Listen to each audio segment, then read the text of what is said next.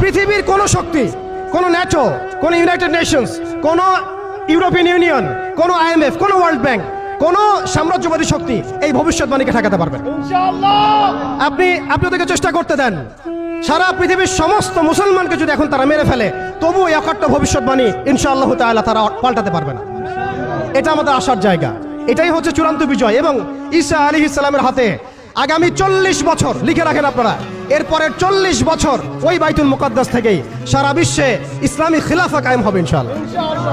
যে খিলাফা শব্দটা এখন রাজনৈতিকভাবে আপনারা নিতে পারেন না, হজম করতে পারেন না।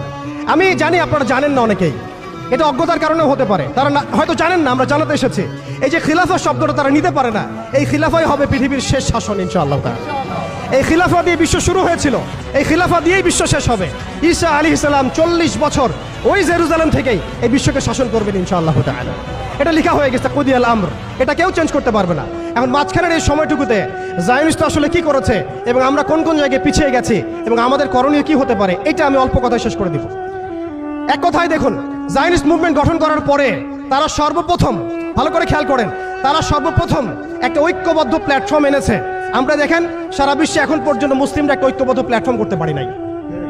তারা ঐক্যবদ্ধ একটা প্ল্যাটফর্ম করেছে এবং সেই প্ল্যাটফর্মকে কেন্দ্র করে তারা সবার আগে খিলাফত ব্যবস্থাকে ধ্বংস করেছে। অটোম্যানদেরকে তারা পরাজিত করেছে। প্রথম বিশ্বযুদ্ধের সেই 1914 থেকে 18-এর মধ্যে তারা বাইতুল মুকাদ্দাসে প্রথম ঢুকেছে এবং তাদের সহযোগী ছিল পশ্চিমা বিশ্ব এবং ব্রিটেন। আজকে আমরা ইসরায়েলের এগেনস্টে কথা বলি ঠিকই, কিন্তু পশ্চিমা বিশ্বের এগেনস্টে আমরা কথা বলতে পারি না। আমরা ব্রিটেনের এগেনস্টে কথা বলতে পারি না। আজকে আমরা ইসরায়েল বিরোধী কথা বলি ঠিকই, আমেরিকার এগেনস্টে আমরা কথা বলতে পারি না। আজকে আমরা তাদের পণ্য বয়কট নিয়ে কথা বলি, এটাও দরকার আছে, কিন্তু তাদের আদর্শ দিয়ে আমাদের ব্যক্তি জীবন, পারিবারিক জীবন